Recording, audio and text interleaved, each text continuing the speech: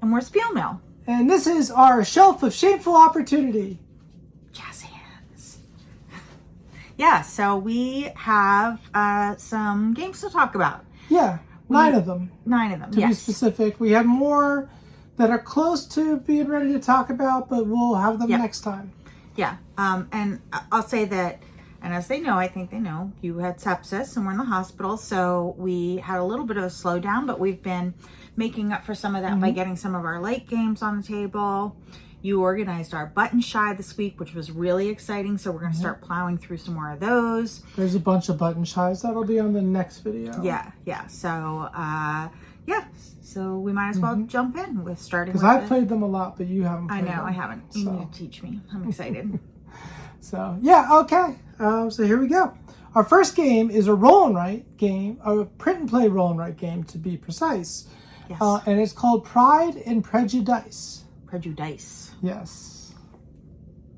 Get it? Get it? I like the puns.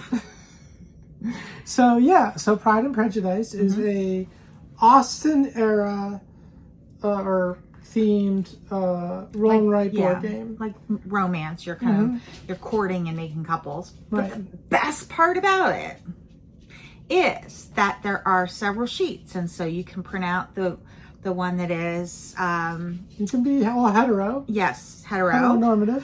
Or you can print out one that's all ladies, so it's for the lesbians.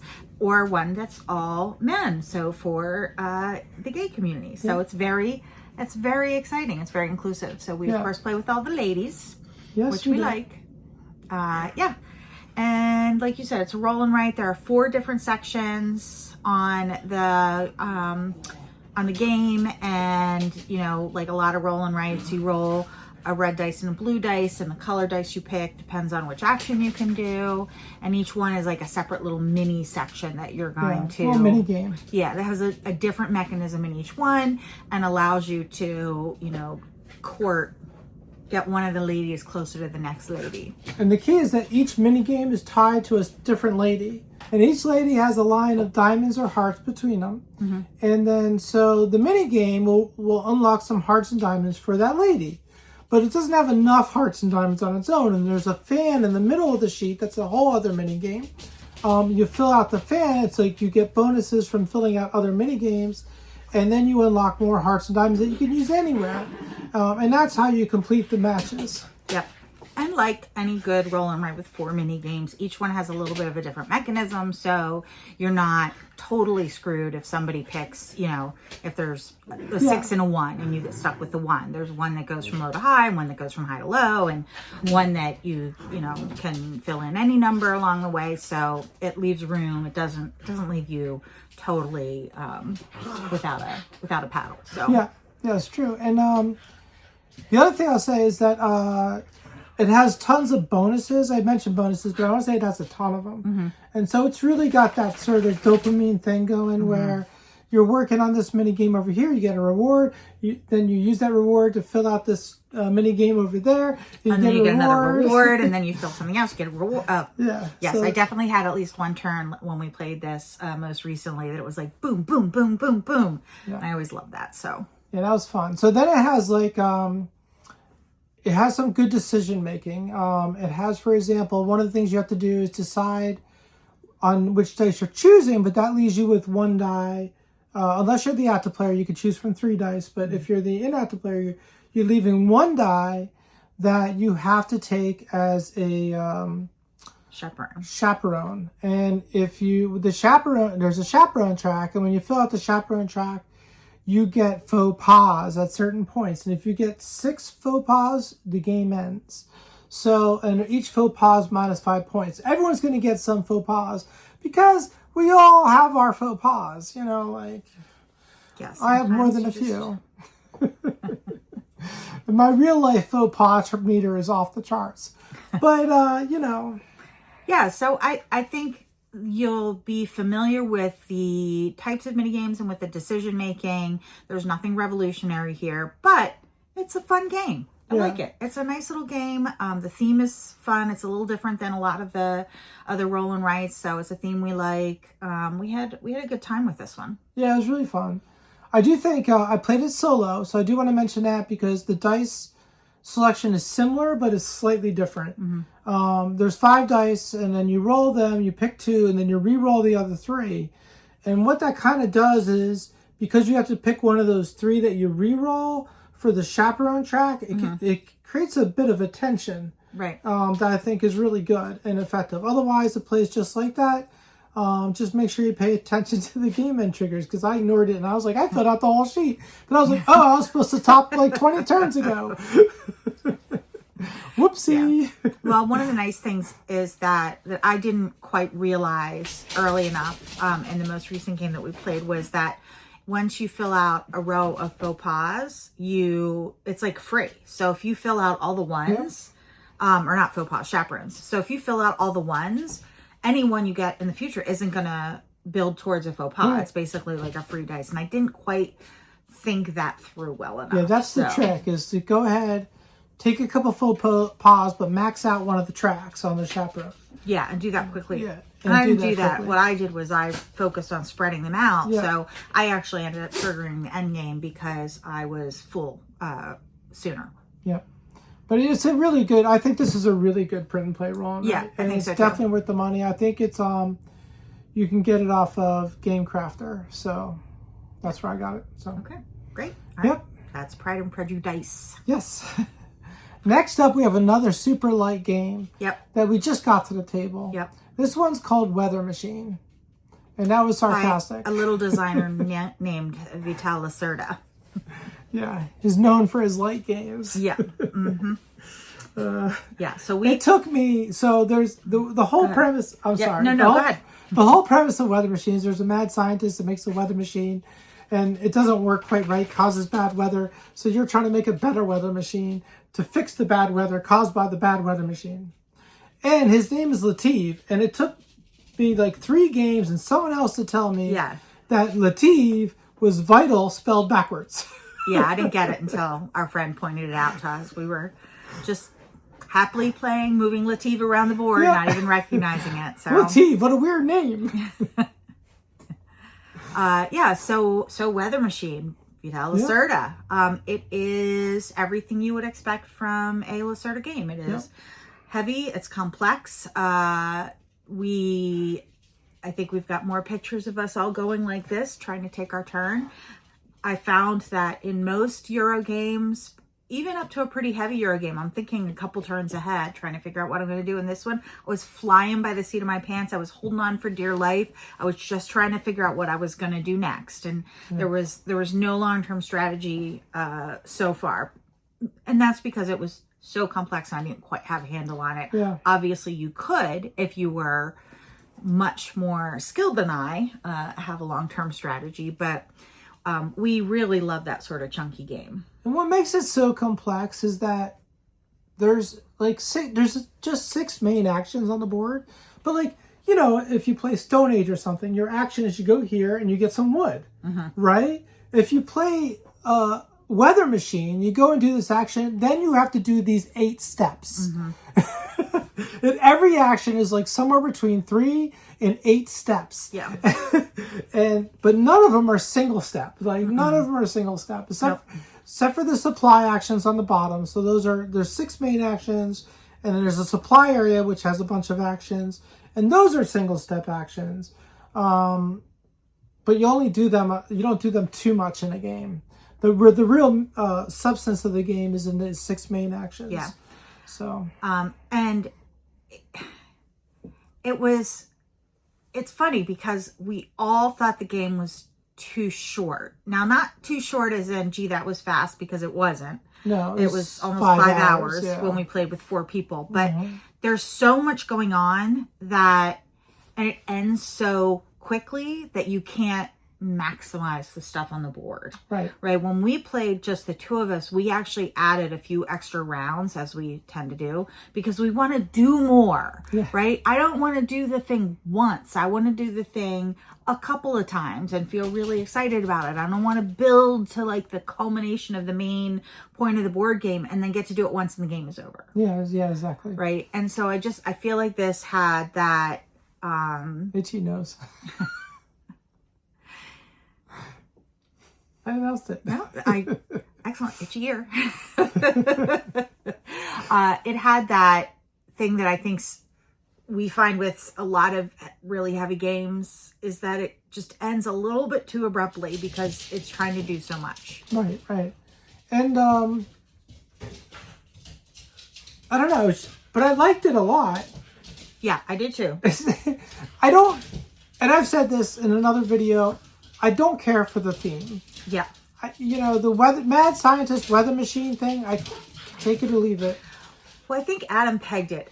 If we were building a machine, our weather machine, and launching crazy weather, it might have been more interesting. But right. He built the machine, and you're just trying to sort of take advantage of it or do research. And so, I agree. I felt the theme was not super exciting. And it's not that it couldn't be, because I think you could make a crazy science weather machine game that was fun. Yeah, absolutely. But I think that this one, it was very, like you said, you're the researchers, you're the grunts of the game, and so that part fell a little bit flat. Now, again, it's still like a delightful game. It's wonderful. It's a Lacerda, which we really enjoyed playing, but that is definitely an asterisk for me on the theme. If you put that in front of me and Lisboa or the Gallerist, I'd rather play the Gallerist or Lisboa because I like the theme better. Absolutely. And it does have that Lacerda thing where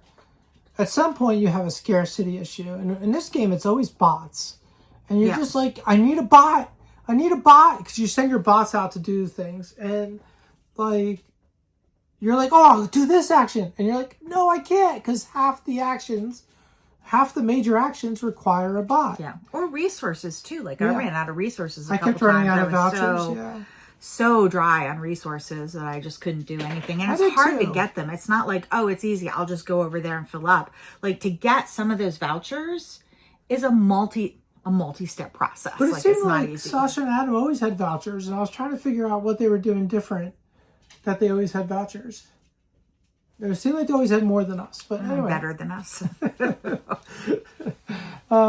So Adam's really good. He killed us all, but everyone's had different things going, so it was an interesting game. Yeah, it is. It was fun at 4-player. It was fun. And long. It was long, but that was also a learning game, so that added to that. And the other thing, too, is that this is another game that I feel like was made for higher player counts. 3 might actually be ideal with it because you're moving Latif around the board faster, so you're generating income. And you're taking advantage of the fact that you get more resources if there's more people at one spot. With just 2 people, some of those mechanisms don't work quite as well. They're just a little bit more tight. Now, that's not to say that we won't play it at 2. It worked. It certainly was a lot of fun, but I think it has a couple of those mechanisms that are really built for 3 and up. It does, but I thought it was good at 2. Mm-hmm. Yeah, so, we played it multiple games at 2. Yeah. And we played at 4, and then we're going to play online. I'm going to try solo online, but I still haven't done that with Lisboa, so that's my goal anyway. Yeah. So it does not break down at 2. It certainly plays, but it just, I think, is a little bit a little less smoother. vibrant. Yeah. Latif doesn't move as much. Yeah, all that stuff. So and it's beautiful, of course. Ian O'Toole did the art. Gorgeous. So it's gorgeous. So that's Weather Machine. Really good game. Not the best Lacerda from my perspective, but same. It's a Lacerda, so it's really good. Yeah. So All right, next up we have another print and play rolling, right? So we're bouncing around here. This is a lighter game. And this is about building up a forest, and it's called Orman. And we backed Orman on Kickstarter, and we played it. I sold it once, and we played it a few times together. I think twice. And so, what'd you think? I liked it. I like this kind of game where you're basically rolling dice and building either a town or a forest or something with different shapes in it. I found that the plays that we did were interesting and kind of fun. I think we did peg the weakness is that it's solvable. It seems solvable. We haven't fully tested that out. Yeah, But so I suspect that my enjoyment of it is gonna decline a little bit over time. I'm not 100% sure, but it seems like there's a pretty clear path to victory. Focus on a couple tree types and make them dominant. So there's 6 tree types in the game. You roll 4 dice, and you have 2 dice are used for your shape of polyomino, and 2 dice are used for your type of tree and how many per square. And then you're building out the forest. And so, but it's all a math equation, so because you're also drawing in these lakes whenever you roll doubles. And so if you get 4 lakes adjacent to 20 trees, you end up with 80 points because it's 4 times 20. It's a high scoring game. It's a high scoring game. So then it becomes obvious that, well, I want to build up to 30 trees and get 8 lakes next to it and get like, you know, a massive multiplication going. And that's better than having 6 different tree types that are all 15. And, you know. You could literally have like a parking lot where you just throw trees that, you know, trees that aren't in your main type on one side of the board, and put all of another type on the other side so that you could build that up and probably win the game. Probably. And because I broke the charts on it. Like it had insane. It had like the solo scale up to 600 points or something. I got like 900. And I was just like, I got 500. So it was like, that was my like 3rd game. So like, I had the benefit of playing it solo too. It was my second, so. But yeah, so my second high score wasn't like the 500s before that. So it was just like, I finally did something different, and it was like my score exploded. So I do see that as a potential fault. Now there's a second sheet which I didn't try yet. So maybe we'll mention it again if I try that second sheet. And we'll not take too much time on it, but we'll talk about if it makes it a little more interesting, because that might different sheets might help break up the I guess the pattern. Yeah, I guess for me in a game, our dogs are chewers, and we're in the game room, and they have at times gotten pieces of things. So I suddenly realized they were chewing on something and had to check it out. Turns out it was an empty prescription bottle, not a game piece. Nothing too bad, but they shouldn't eat that. Yeah, they shouldn't eat that either, but we had to stop and check. So anyway, what I was saying is that I want to win a game, but what I really want to do is play the game, right? So if the spirit of the game, it's like like Wingspan, right? Like, clearly there's an egg strategy where you just build up your eggs in the last round. That's not fun for me. Yeah. I don't care. I don't care if that's a winning strategy. I'm not going to do it. Yeah. I'm going to try to get my birds down. And so that tendency is here with that game. Like, I know I could probably win if I just built only one type of tree and put all my lakes near that. But that's not very fun. It's not very fun. Yeah. And I think the thing about with Orman that I think is a drawback too is it's so open-ended for the first half of the game. That kind of has a negative fun experience too. Yeah. Because I think if the map were more intricate with more barriers and to work around and stuff like that, that would be more interesting. But it's a pretty open grid. Yeah. And so it's very open-ended. You're just kind of throwing trees down. So I think it could be better, and it could be made better and still keep the core mechanisms in place. Yeah. So. Yeah, I think another round of edits on that might be helpful. Or maybe a fan expansion or something. Yeah. We'll see what we do. All right, so that's Orman. Now we're going to go to another table game that is more of a small box game. Yes. More of a card game, and that is Reforest Old Growth is the one we have. The Reforest. It's basically the same as Reforest, but it has these old growth cards in it. So, so this is a game where you're building out the cards, and some of the gameplay reminds me a lot of Wingspan. It's not exactly like Wingspan, but it's got that similar engine building thing going on, even a little more active in some ways. You're obviously not on a board, so you're not sliding a person or a meeple down or a cube or whatever. But you're making like a pyramid shape of cards. A tree, maybe even, or a mountain. I guess kind it's of a like mountain. A tree, but it's supposed to be a mountain because the high point in the pyramid is high elevation. Yeah. And so it's like 3 different elevations, and then certain trees, and like Wingspan, it's designed based on where these plants and trees grow in real life, and so the plants that are high elevation plants can only be put in the high elevation areas. Those which are adaptable can be in any of the areas. Those which have to be in low-lying areas or can only be in the low-lying areas. And the engine powers are also according to what that plant or tree would do or need in the real world. Yeah, dogs are active today. So they get excited when they come to the game room. They really do. They I know, they love it. They love it in here. So yeah, it's really fun. Like you said, the powers are based on real life, and it's a fun game. We thought it went a little quick because you're on your turns. Real simple. You either collect some cards from the center, from the nursery, the center where the row of cards is, or you play cards. The play cards, you have to pay with cards, which can be cards you have in your hand, but you also can pay with cards that are face down, that are basically tucked under other tree cards, which another nice thing about this game is it makes a distinction between shade-tolerant plants and shade-intolerant plants. Right. And shade-intolerant plants, when they go into the canopy, they're going to die.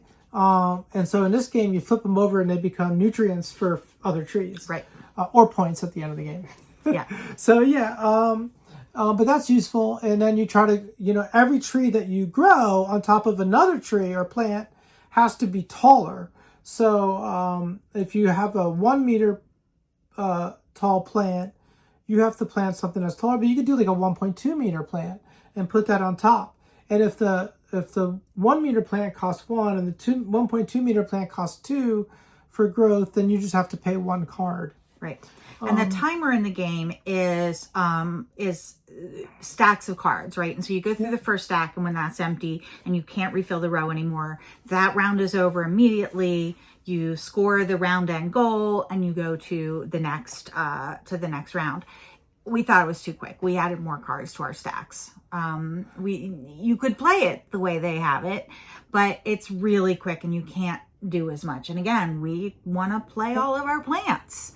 Don't give me this awesome tree and then tell me I can't play it. Yep, exactly. I'm not going to be happy. So we made the game a little bit longer. And we also played it with some of the expansions, or all of the expansions. Yeah, there's 2 mini expansions that come in the box. Yeah. There's the old growth one, which are just not the old growth one, those are part of it, but the landscape one. That one we really like. Yes.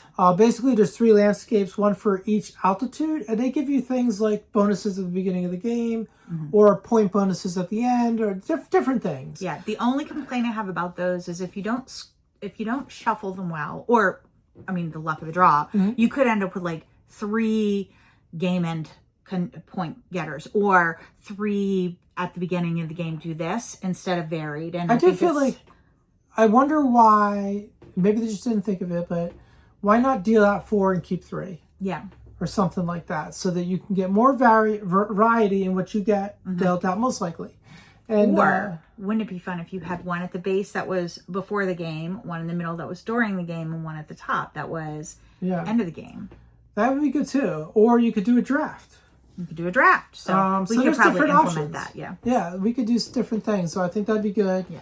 Because I really like the landscape thing. I like the ones, I like having at least 1 or 2 that give you early game bonuses, so you're a little more productive with your turns. And I like adding more cards to the decks so that each round goes a little longer. Yep. Because it was almost like the first round was so quick, and you don't really have enough time to fully develop your strategy out. So you're just kind of lucky in terms of like what cards you happen to get and like plant that meet because each round you have to meet the goals of a certain animal species and animal card, and that doesn't always work out. What is neat about it, and I really like it, reminds me a little bit of the fin span mechanism, where when you discard cards, they're going to come back around potentially. When you play plant a plant in your in your forest, right? And as Jane said, you've got to discard cards. Well, I kept thinking like, well, oh, I really like that tree. I don't want to discard it. I finally figured out I don't want that tree until the third round. I'm not going to play it. So like, take that, use it to pay for my lower canopy plants and discard it. And then it's going to come back later in the game. And I really like that. Plant any trees in the first round. No. Maybe some of the short trees in the second round. But yeah, the big trees are usually third rounders. Yeah, but I like that mechanism because, again, I like the things. And when you give me a pretty plant or a cute animal and then I have to discard it as payment for something else, I don't like that. It makes me upset. But if I know that it's going to come back around and I get a chance to get it again, I feel much more comfortable with discarding it. So I really like that mechanism. I think this is a great game. I think it's also a very cost-effective game. I don't remember how much it is, but I'm pretty sure it's under 30. Yeah. And so it's really just a good get, you know, especially if you love trees and nature and plants and stuff. It's really good get. And the other expansion that's in the box was a Parasite expansion. That was less interesting. It was okay. But what was interesting about it was because normally you have to put taller plants on top, but Parasite expansion let you put shorter parasites underneath. But they were parasites, so, you know, they did their thing. Well, and there was the events, too. There was the events that we didn't like. Yeah, because they're negative. Some of them are negative. Yeah, half of them were negative, I'd say. Like, there's a tornado. Get rid of half your plants. Cards. Yeah, no. Oh, my God. I came so close in one game to I had like 5 plants planted. I came so close to losing 4 of them. Yeah. And then I was like, wait, that was interpreted wrong. And I radioed my turn. We call it radioing a turn when you kind of go back and redo it. Yeah. I was like, I'm not losing 4 of my plants out of 5. But it's a delightful game. Highly recommend this. So, highly recommend. But I do question I think the events thing is too harsh. I don't think we'll play with that. Yeah, I think we won't. So, too randomly harsh. So, yeah. All right. So that is Reforest Old Growth. A really excellent game, I think. Yep. Our next one is a button shy. And we did get one in. Yep. And it's called A Dragon's Gift. Now, Jane's played this a lot more than I have. I've only played it twice. So I've played it like 15 to 20 times. Yeah. So I'll let you deliver the... Okay. Well, so first off, this is, I believe, a Scott Holmes solo game. Yes.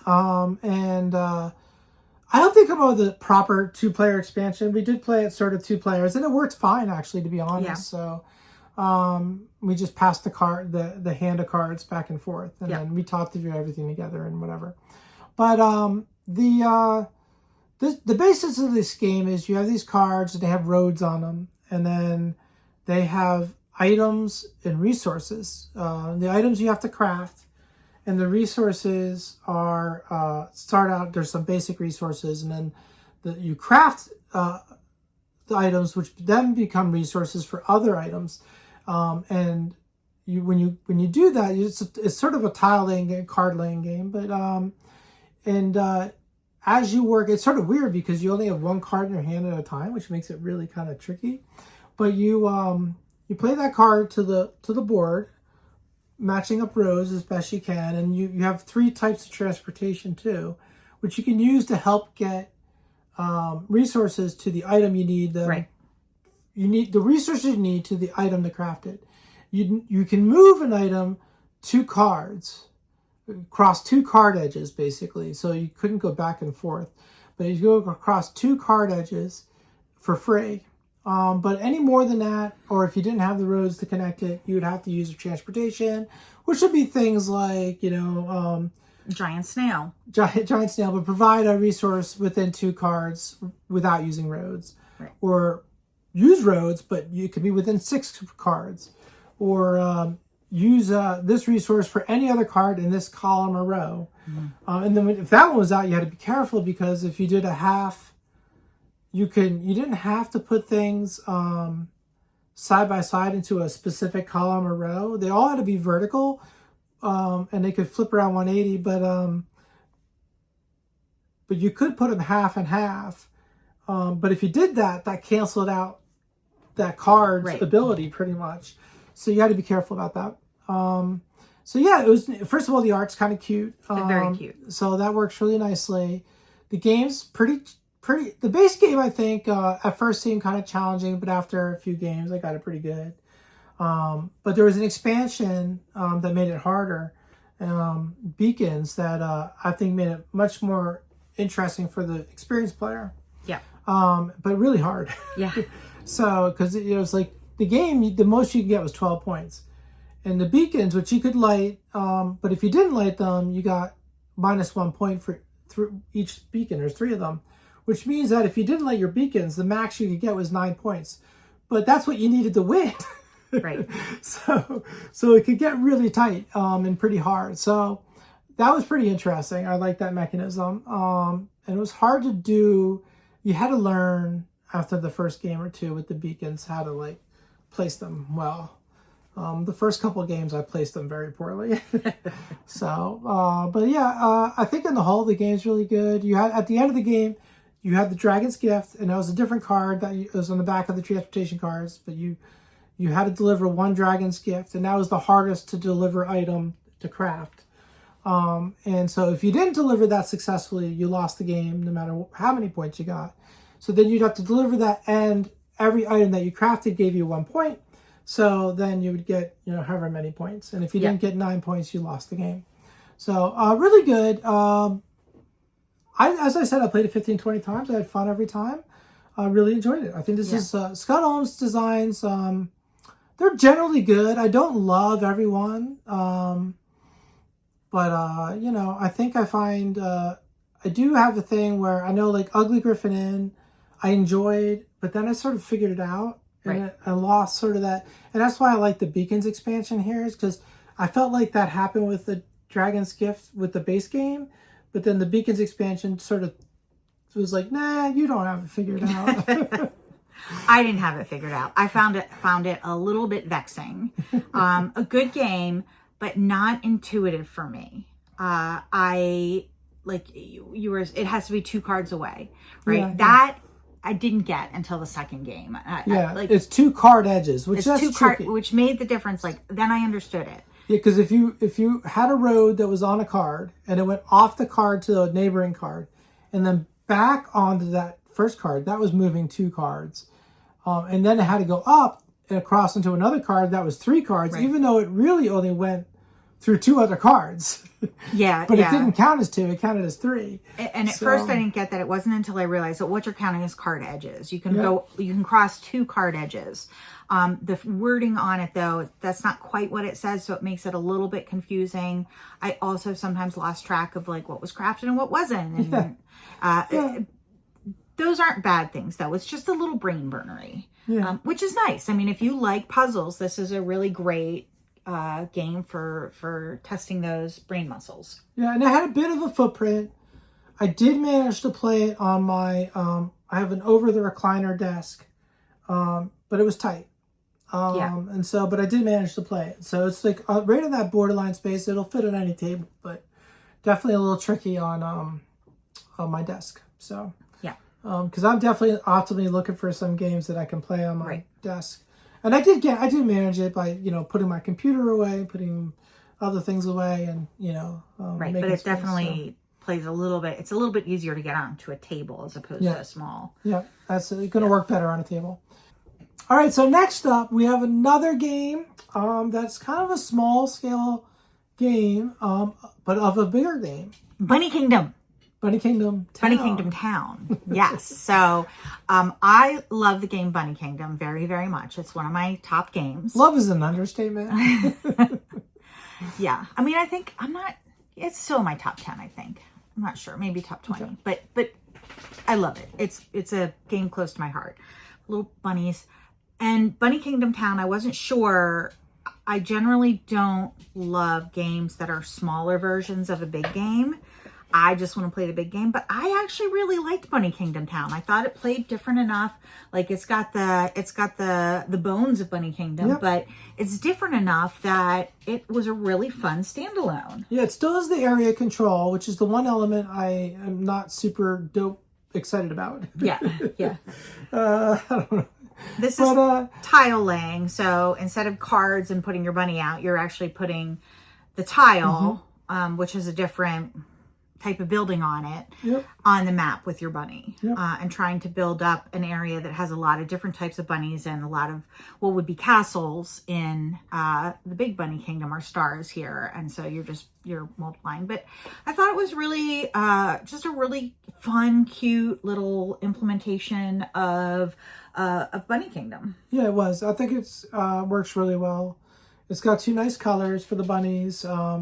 Not the same pastels that we're used to, but it was nice. And yeah, I like it. I like it quite a bit, actually. Yeah. And I think there's a little bit less housekeeping with the tiles than there is with the card drafting. Mm-hmm. Every single time we play it in person, Bunny Kingdom, we lose track of the cards. Like, you know, I have 10. Why do you only have 8? You know, Oh, and the every 2 single player. time. The 2 player is tricky. Yeah. I mean, even in the 3 player, sometimes we did that. But The 2 player, though, in particular, was a problem. yeah, but this does not have those same issues. So It's not card drafting, so right.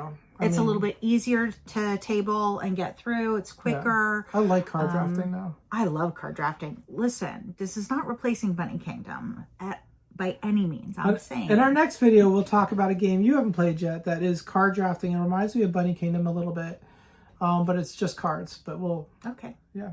So. Cool. Yeah. That'll be interesting to see how you like that. Yeah. So I think if you, especially if you don't have Bunny Kingdom and you generally play with 2 people, this might be a nice game to get instead of Bunny Kingdom. Bunny Kingdom with 2 people is less than ideal. We'll play it because that's our player count, and that's kind of what we have to do, but it's less than ideal. But this is a really nice sub for that. And it's a quicker game, so it's a better weeknight game for 2. So I think that works pretty well. It would be a good intro game too to somebody. It would. I mean, yeah, I think that's sorry, I wasn't thinking about it at Gateway, but I think it potentially is Gateway. Yeah. So I'd have to think through that a little bit, I because have to sometimes what I think is a gateway. Tricky. Yeah, there's a little bit of trickiness with some of the. I mean, Agricola was my gateway, so. Well, compared to Agricola, it's Gateway. Yeah. All right, so that's Bunny Kingdom Town. We did like that quite a bit. So thumbs up or whatever from us. So next up, we have a game that we got as a gift and we really enjoyed. And this one's kind of cool because it has like no setup. None. And it's called Alice's Garden. This is a polyomino game, and it's real simple, really. You have a little board that's not that big even, and then you have like 6 bags of polyominoes. And each bag has a different shaped polyomino, and one of them's for bonus single square tiles. But what you do is you pick a bag, you pull out 2 or 3 polyominoes, so there's 3 in the center, and then you draft them. And you take, you try to draft as well as you can, then you place it and try to get as many points as you can.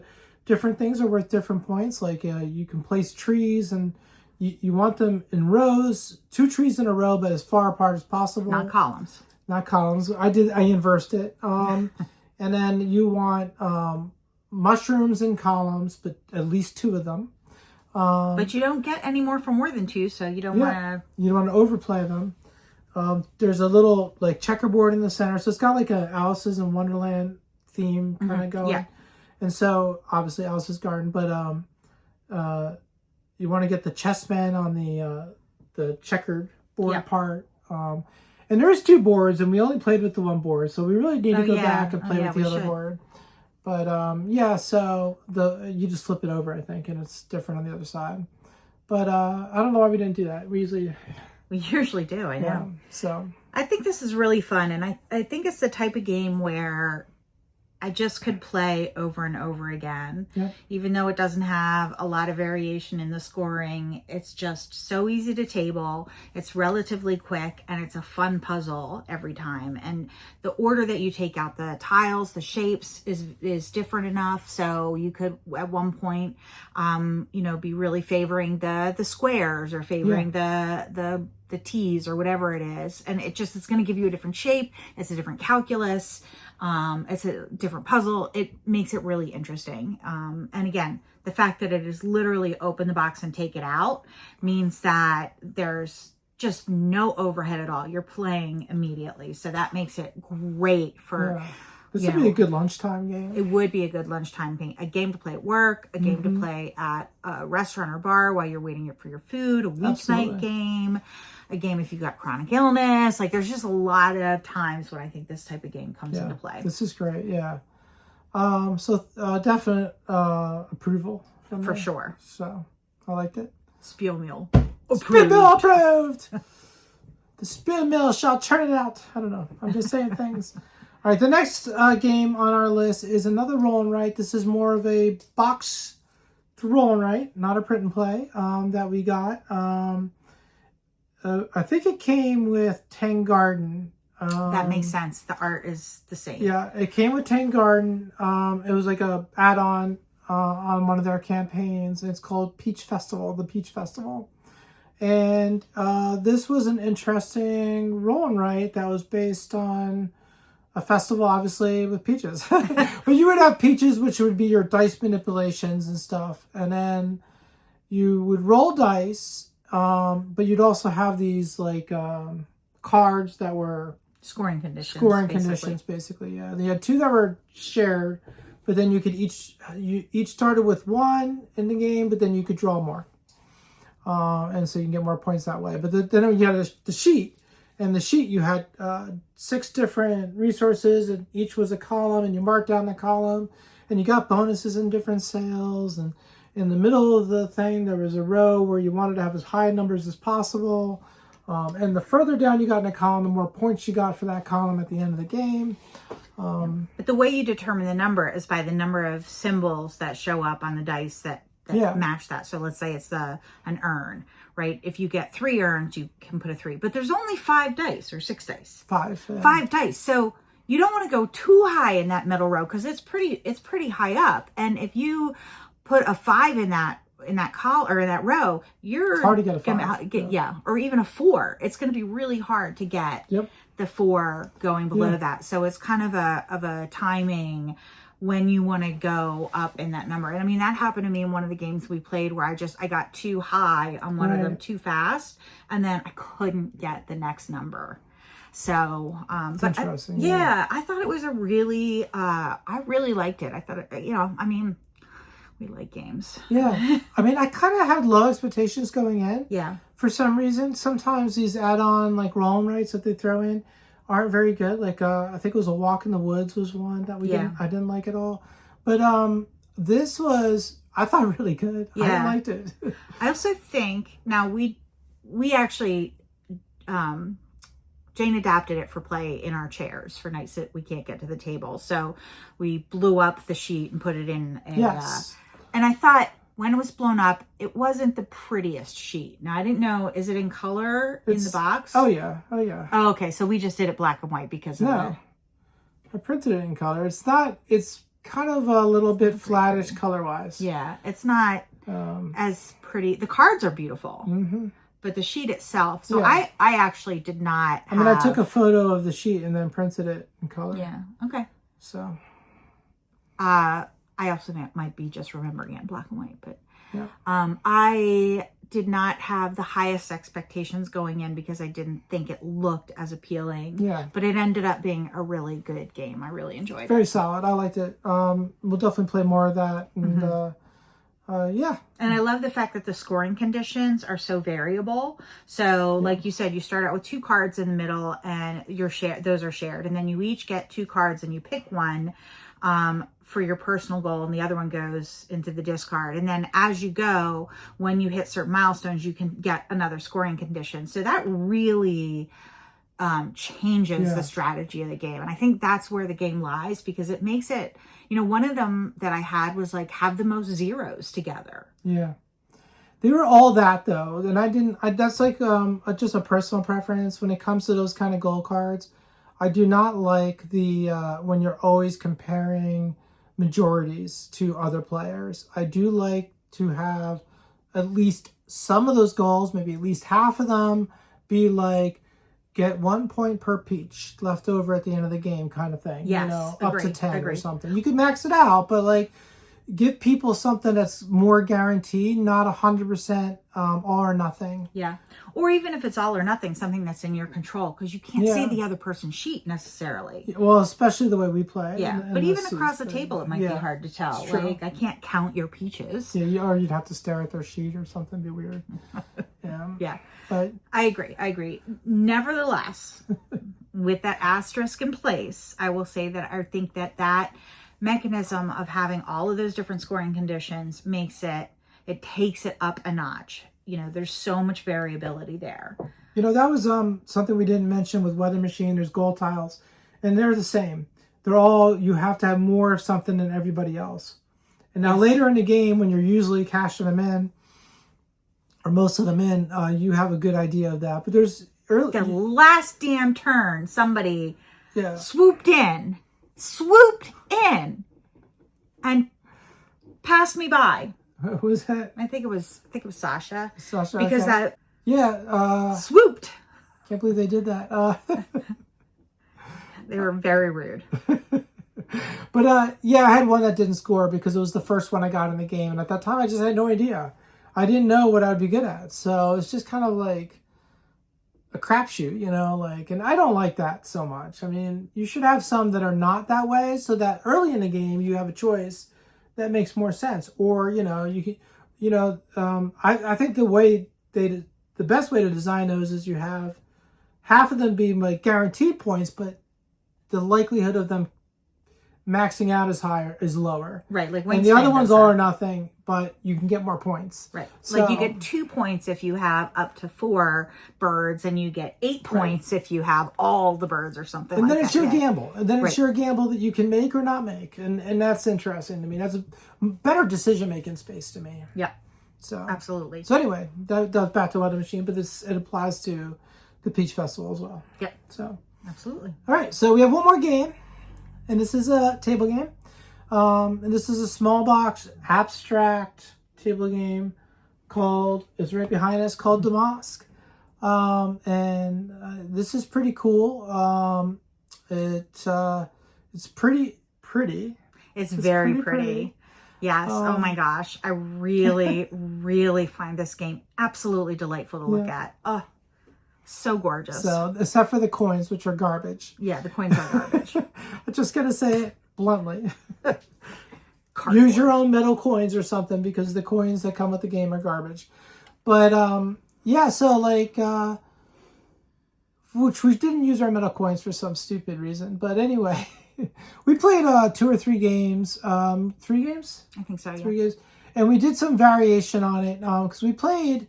There's a short game and a long game. We did the short game for our first game, because the first game you're always just trying to figure out what you're doing anyway. And it was too short. But it was too short each round. And just like in Reforest, I thought we wanted the rounds to be longer. So we went to the 3-player setup. As we do. The action selection system, or it's not the action selection system, but you need you need different colored cubes to make your Damask tiles. And the selection system for getting them is really cool. Yeah. It's a wheel. You can fit 30. One issue is that you can fit 38 cubes, but you're only 28, but you're only supposed to put 26. Right. So if you just put them on there by eyeballing it, you get 28, which isn't a big deal, to be honest. Right. But otherwise, if you wanted to get 26, which is what the rules say, then you got to count them every time. You got to count them every time. So that's kind of silly. I mean, I would just put 28 out, probably is the easiest thing. But it's a wheel, and then they're all colored cubes, and then you can start at any point in the circle and start picking up colored cubes. And once you pick up 2 of the same color, you're done. But you can strategically do that. So sometimes there's taxes you have to pay every round if you have too many cubes in your overstock tile. So you actually don't want to grab too many. So a lot of the time, like the first game, we thought you just want to grab as much as possible. And that's what I was doing. And it was stupid because I ended up losing all my money in taxes and I lost. So, but in the second game, we learned that you want to just get what you need. And so you got to be more strategic about intentionally taking that second colored cube or picking a sequence that would work for what you need while also capping you out before you had too many different colored cubes. Right. And you use the cubes to make your damask patterns, right? So it's usually 3 of one color, 2 of another. So you're trying to get, if it's pink and blue, 3 pink and 2 blue, or vice versa. And you put those on the cube, on the card. Any extra that you have that don't fit on any of your cards go into your overstock, which is what Jane was saying you get taxed for. Then when it's done, you can put it in your display. Yeah. And you get extra points for having your the fabric that you finish match in some way the one that you just did, or the round goals. So it's not just like willy-nilly, let's fill a fabric order. Yeah. You're trying to specifically fill them in a particular order. And I had one that was perfect for the 3rd round, but I had to get it off my production line and in the 1st round. And so I got like 1 coin instead of, I probably would have gotten 5 for it or whatever it was, or a special tile and a bunch of coins, but I just had to get it off my production floor. So there's a surprising amount of interesting decision space in this game for a fairly simple game. But I think this is a really good example of how you do a simple game right to me. There's 4 total actions. Yeah. And like it's grab cubes. You can take cubes from somebody else's overstock. If you do, you compensate them. They get a tile, which gives them like ability to do something. And then I thought there was something else they got with it. But you also reduce their taxes by that because you have to take all of one color, and you get taxed per color of cube in your overstock. So yeah, and we don't generally do that. We don't like to steal, but there was one point where we're getting close to taxes. I had extra. I knew Jane needed what I had, so I said, why don't you take them from my overstock? And it worked out great because she got the cube she needed. They got out of my overstock. I got a tile for it. So, but in general, we did not use that particular mechanism a lot. So on a turn, you're either grabbing cubes from the wheel, or taking a Damask from the display, and then you can either take cubes from the other person's overstock or complete the Damask. So that was it. Yeah, that was it. And there were these tiles that you could use to help finish Damask, and you can use they had a couple different powers. You could use it for a couple different things. The one complaint that we had was there was some luck in even though you're putting out 26 cubes, there were many times where you put out 26 cubes and we're sitting there with a Damask that needs 3 red cubes and only 1 red cube is on the board. So obviously you can't get 3 red cubes. So that was a bit of a problem, and it could cause a little bit of a logjam, but you could have 3 Damask to work on it at once, so it didn't cause a lot of trouble. But we did think that there should be a mechanism where those, what are they called? The favor tiles, or that's not what they're called. They were called guild tiles, maybe? Yeah. Sure. Let's call them guild tiles, whatever they're called, the guild tiles, right? You could use them for a variety of things, but you couldn't use them to sub for a cube. And there was no way to turn in like 4 cubes for 1 to get the color that you needed. And that it would have been nice if there was just some mechanism where it was very expensive, but you could get that red cube that you needed if it did not come out, because you're really at the mercy of the bag. It's just an option that you may use once or twice a game at most. Yeah. So not to take away from the core mechanisms or anything like that, but something to help it when you're in a pinch. Yeah. But in general, I was really delighted. I think we backed this. This is one of the last Kickstarters we backed when we were in like heavy Kickstarter mode. Yep. And we liked the theme. It's something that you don't see a lot of, fabric making, and it was really pretty. And I had no idea when we tabled it this week if it was going to be any good at all, because we were not as discerning early on as we are now. But it was delightful. Yeah. Really, really enjoyed it. Just so much game in such a simple. And we do like all games. Yeah. We do. We like games. So we're going to like most games that come across the table. I mean, I don't like all games, but I like most. Yeah. So. But I could have been disappointed by this if it were very simple, if it felt, almost roll and movie or very linear. Sure. And it wasn't. It was simple, but really done well. Yep. No, I agree. So. And delightful to look at. A very nice game. So yeah, another approval from us, Damask. I don't know how you say that, but so anyway, that's it for this episode of Shelf of Shameful Opportunity. What'd you think of? Have you played any of these games? Are you interested in anything? Do you have any questions? Throw them in the comments because we have obviously more observations we can share. They never end. They never end. We have endless observations. We do. So I'll even make the same one twice sometimes. Yep, she will. But yeah, I don't know. It's always nice. It's been so nice to be back making videos, and so hopefully we'll get this one out quick as well. Keep it going. So very exciting. And let us know in the comments what you've been tabling, what you've been playing, and if you have any ideas on what we should play next. We own a lot of games. Yep. Some games that we will be talking about next time for sure. Possibly 7th inning stretch, but definitely Sweetlands by then probably. Wormspam, Dragon Academy expansion, Canopy Evergreen, we're getting to the table this week. Moving Wild, I just played. Prefect is a roll and write we've played, but only once, so we want to play it again before we talk about it. Dice Mancy is a solo game I've played only once, got to play it some more.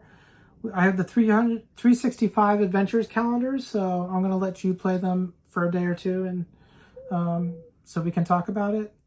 The Daily Weather, which is a button shy game, a fun sort of daily button shy game. Glass Garden, another button shy about making terrariums. Skulls of Sedlick, Monstrance, which is the solo play of Skulls of Sedlick. And I just played a game today for the first time called Worder. All right. So, but another button shy. I have played none of those games, so I have a lot of learning to do in my future. I'm excited. I love it.